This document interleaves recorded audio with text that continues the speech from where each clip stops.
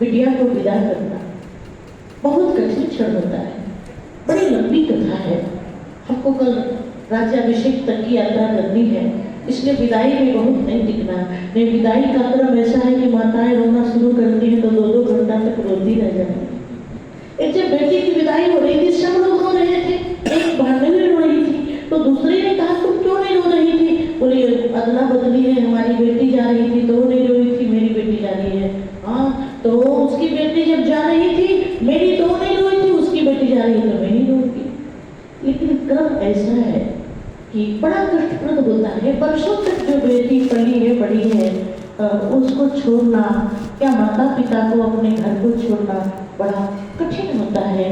लेकिन मैया सुनैना उस करुणा और विरह के अवसर पर अपनी बिटिया रानी को गोद में बिठाती हैं और एक भारतीय माँ अपनी बेटी को कैसे सुंदर संस्कार से सुसंस्कृत करती है, इस रामचरितमानस की 1-2 पंक्तियों से अद्भुत शिक्षा प्राप्त होती है।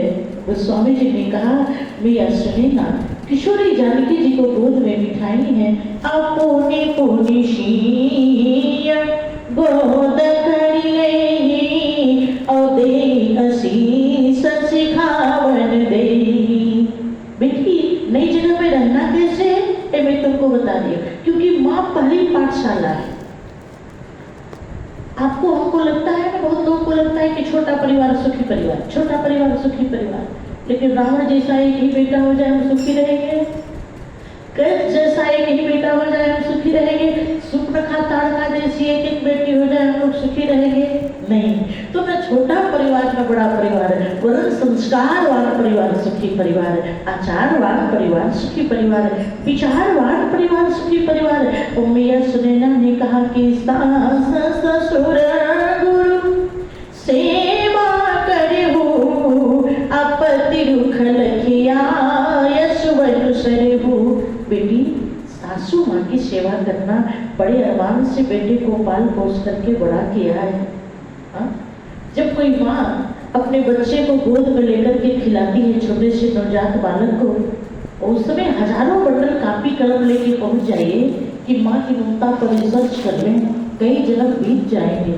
लेकिन माँ के मुख से जो शब्द निकलते हैं प्रेम के, मेरा लाल है, मेरा आंखों का तारा है, मेरी पुतली है, मेरा कलेजा है, और इतना कितना जन्म ले लें, लेकिन माँ की ममता पर रिसर्च पूरा नहीं होगा।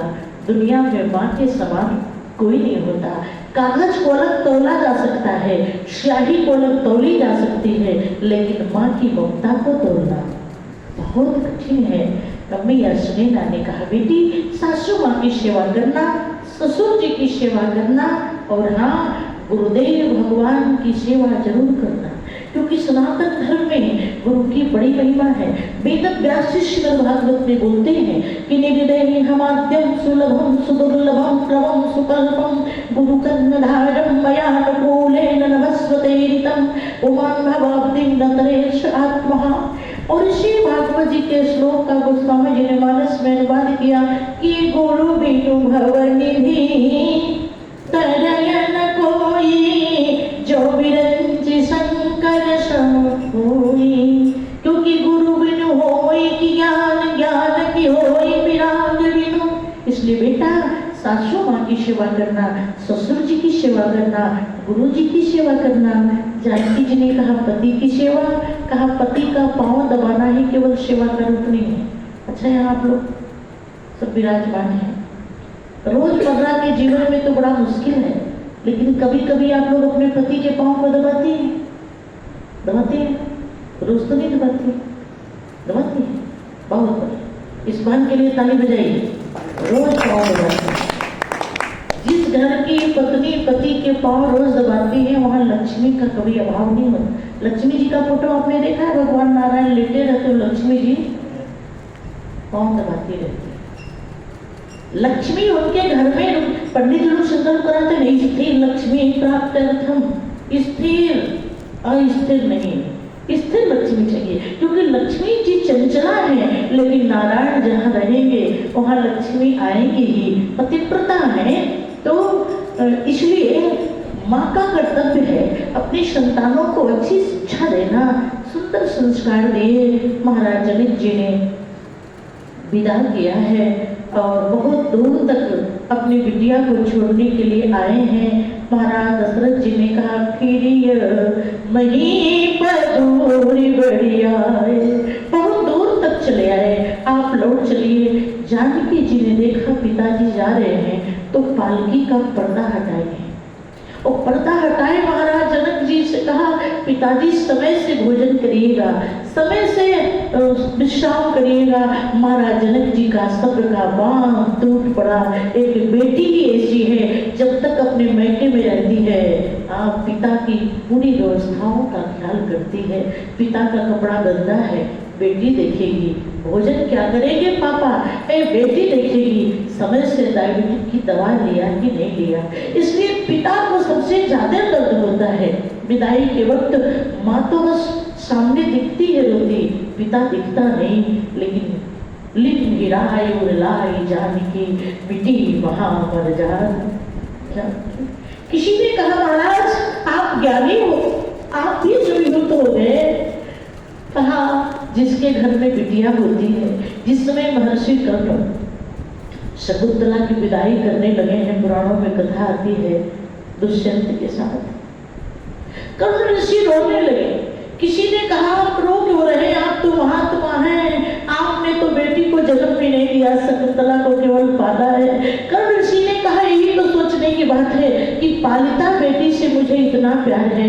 धन्य है वो गृहस्थ जिस बेटी को पाल पोस करके बड़ा करते हैं, जन्म देते हैं और अपनी जन्म देने वाली बेटी को विदा कर देते हैं। बड़ा कठिन होता है। विदाई का क्षण अपने सिर पर संस्कारों की गठरी लेकर भगवती श्री जानकी और भी तीनों बहनें मांडवी श्रुत की रति उर्मिला कुवनिलयी हंकार के सब आई हैं अयोध्या में। बड़ा ही इन लोगों का सम्मान हुआ, मुंह दिखाई यादें की रस्म हुई है।